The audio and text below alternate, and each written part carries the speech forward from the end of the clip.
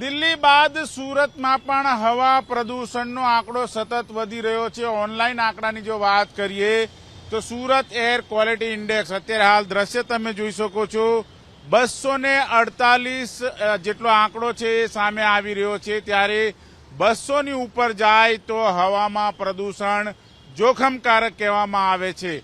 સુરતની અંદર 248 જે એર પોલ્યુશનનું ઇન્ડેક્સ છે જોવા મળી રહ્યું છે। ત્યારે સીધા દ્રશ્ય તમે જોઈ શકો છો। એબીપી અસ્મિતાની ટીમ અત્યારે મોજૂદ છે સુરતના અઠવાલાઇન્સ વિસ્તારમાં। અઠવાલાઇન્સથી મજુરા ગેટ તરફ જવાનો જે માર્ગ છે એ માર્ગ ઉપર આ પ્રમાણે ધુમ્મસની સાથોસાથ જે હવા પ્રદૂષણની માત્રા છે એ પણ જોવા મળી રહી છે।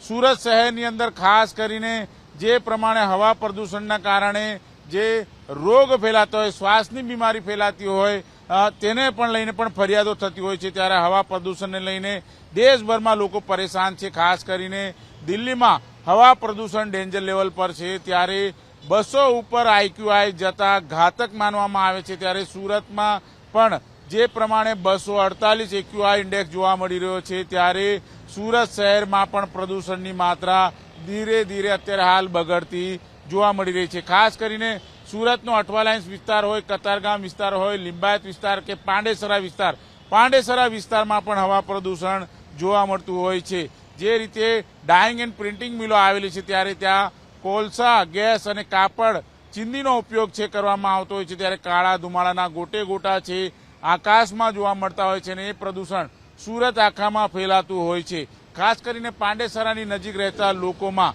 શ્વાસની બીમારીના કેસો પણ સતત વધી રહ્યા છે।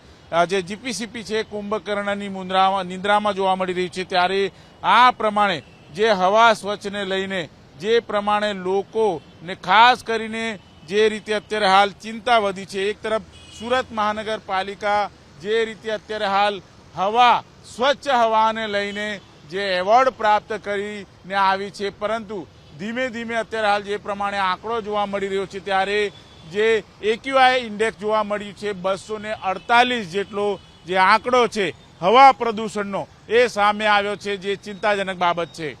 કેમેરામેન રાકેશ પાનવાલા સાથે ધનરાજ બાગલે, એબીપી અસ્મિતા, સુરત।